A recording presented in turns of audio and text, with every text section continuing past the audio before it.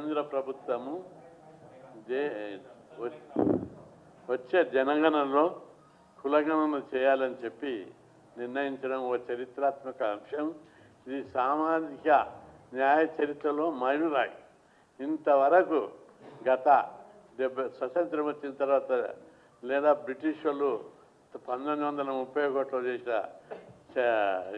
Census తర్వాత cost census అనేది జరగలేదు.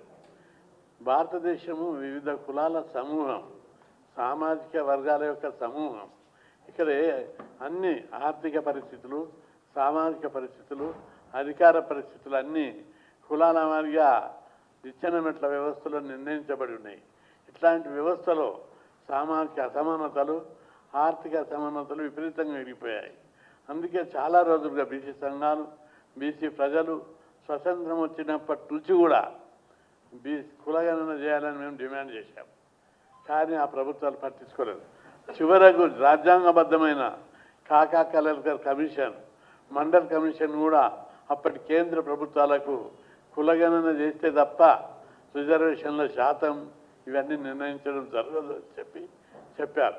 అయినప్పటికీ కూడా గతంలో పాలించిన కాంగ్రెస్ ప్రభుత్వం, యూపీఏ ప్రభుత్వం, ఏ ప్రభుత్వం కూడా ముందుకు రాలేదు. గతంలో మేము పోరాడినప్పుడు 2010లో కులగణన చేయడానికి ఒప్పుకొని కూడా వాళ్ళు తూతు మంత్రంగా సర్వే చేసి వదిలిపెట్టారు. ఆ తర్వాత బీజేపీ ప్రభుత్వం వచ్చినాక చాలా రోజులుగా మేము ప్రధానమంత్రికి చెప్పాం, సుప్రీంకోర్టుకు వేపించాం, కమిషన్ల ద్వారా అడిగాం. అప్పుడు ప్రధానమంత్రి కేంద్ర ప్రభుత్వం ఇప్పుడు కేంద్ర ప్రభుత్వం జనగణనలో కులగణన చేస్తామని స్పష్టమైన ప్రకటన చేశారు. దీనికి దేశమంతటా ప్రజలు, యువకులు, ఉద్యోగ సంఘాలు ప్రతి ఒక్కరు కూడా పార్టీలకు అతీతంగా నరేంద్ర మోడీని ఈరోజు నమస్కరిస్తున్నారు, దండం పెడుతున్నారు. కానీ కొన్ని రాజకీయ పార్టీలు సన్నాయి నొక్కులు నొక్కుతున్నారు. ఇది మా ఒత్తిడి వల్ల, మీ ఒత్తిడి వల్ల అయితే మీ ఒత్తిడి ఇంకా చేయండి.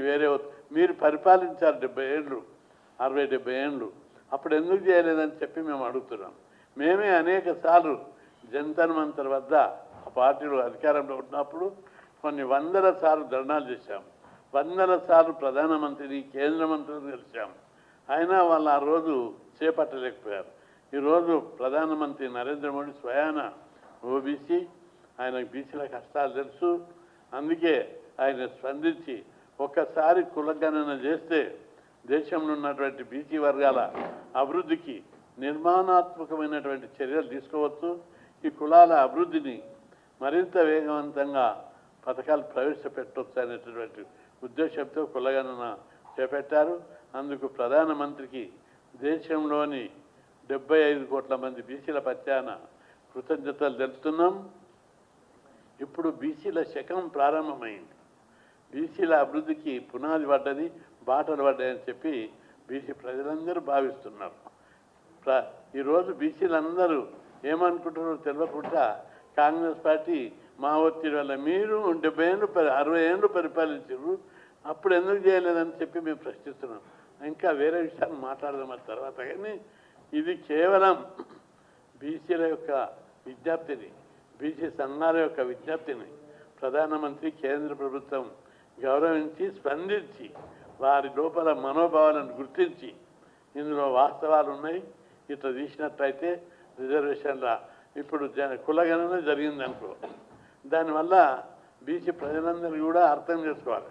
చాలామంది ఊళ్ళలో అర్థమవుతలేదు. కులాల లెక్కలు తీస్తే మాకేమొస్తాయి, కులాల లెక్కలు తీస్తే మన పిల్లలకు ఉద్యోగాలు వస్తాయి, రిజర్వేషన్లు పెంచుతారు. ఆ రిజర్వేషన్ల అమలును వర్గీకరణ చేసి ఇప్పుడు కేంద్రంలో ఏబిసిడీలు లేవు, ఐఏఎస్లు చిన్న చిన్న కులాలకు రావడం లేదు, మోస్ట్ బ్యాక్వర్డ్ క్లాస్కు, ఎక్స్ట్రీమ్లీ బ్యాక్వర్డ్ క్లాస్కు రావడం లేదు. ఇప్పుడు ఏబిసిడీలు చేసి జనాభా ప్రకారం వాళ్ళకు అలాట్మెంట్ చేసినట్లయితే ఒక చిన్న కులం కూడా, ఒక రజకులు, నాయబ్రహ్మణులు, వడ్డేరలు, అత్యంత వెనుకబడిన కులాలన్నీ కూడా ఈరోజు సివిల్ సర్వీస్ లోపల, ఐఐటి ఐఐఎం లోపల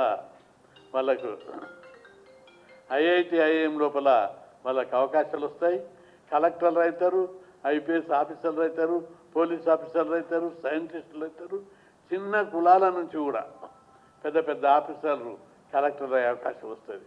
ఇంతవరకు కులగణన లేకపోవడం వల్ల పని చేయలేకపోయారు.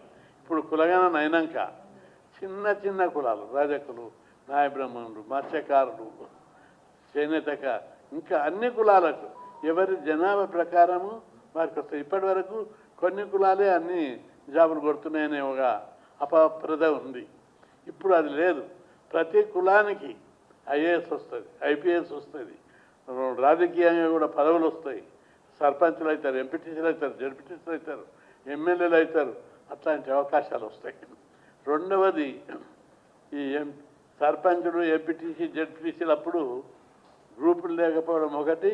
ఏ నియోజకవర్గం, ఏ గ్రామం, ఏ ప్రాదేశిక నియోజకవర్గం బీసీలకు కేటాయించాలనేది లాట్ సిస్టము పద్ధతి అన్సైంటిఫిక్గా అలాట్ చేస్తున్నారు.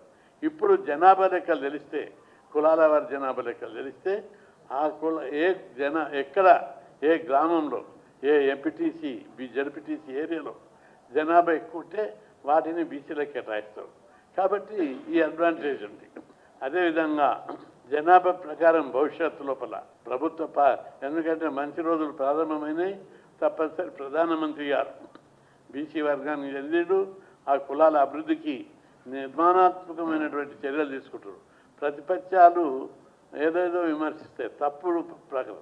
ప్రధానమంత్రి యొక్క చర్యలు అడుగడుగున ఆయనకి ఇల్లు లేదు, ఊరు లేదు, కుటుంబం లేదు, భారతదేశమే ఆయన ఇల్లు. అటువంటి యోగి, నిజాయితీపరుడు, నిస్వార్థపరుడైనటువంటి ప్రధానమంత్రి దేశానికి ఉండడం ఈ దేశం యొక్క అదృష్టం. ప్రపంచం లోపల భారతదేశం తలెత్తుకొని అగ్రదేశంగా కనిపించేటటువంటి రోజులు తీసుకొచ్చారు. ఒకప్పుడు భారతదేశం అంటే పేద దేశం, బీదరిక దేశం. అమెరికాలకి వెళ్ళి గోధుమలు దిగుమతి చేసుకొని పంచుకుంటుంది.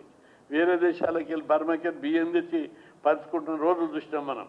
ఈరోజు ప్రపంచ దేశాలకి అన్నం పెట్టే స్థాయికి భారతదేశం ఎదిగిందంటే అది నరేంద్ర మోడీ ఘనత అని చెప్పి ఈ సందర్భంగా మనం అందరం గ్రహించాలి.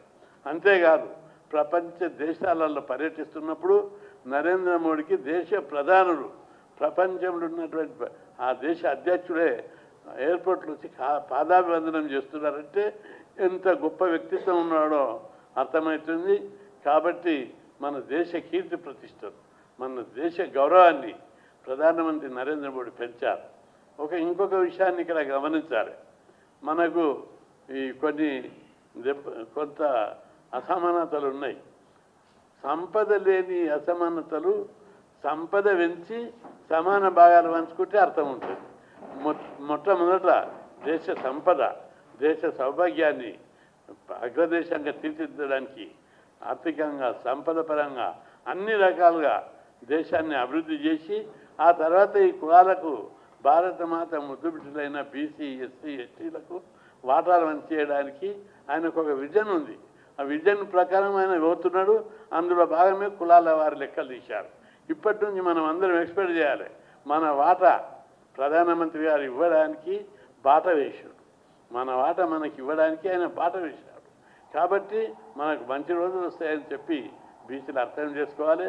కాబట్టి బీజేపీ పార్టీ అగ్రనాయకులందరూ కూడా ముక్త కంఠంతో ఈ జనాభా లెక్కల్లో కులాల వారి లెక్కలు చేయడం వెనుక బీజేపీ పార్టీ ఉన్న అగ్రనాయకులందరూ, ఆర్ఎస్ చీఫ్ మోహన్ భగత్ గారు కూడా ఆయన చొరవ తీసుకున్నందుకు ఆయనకు ప్రత్యేక ధన్యవాదాలు తెలుపుతున్నాం.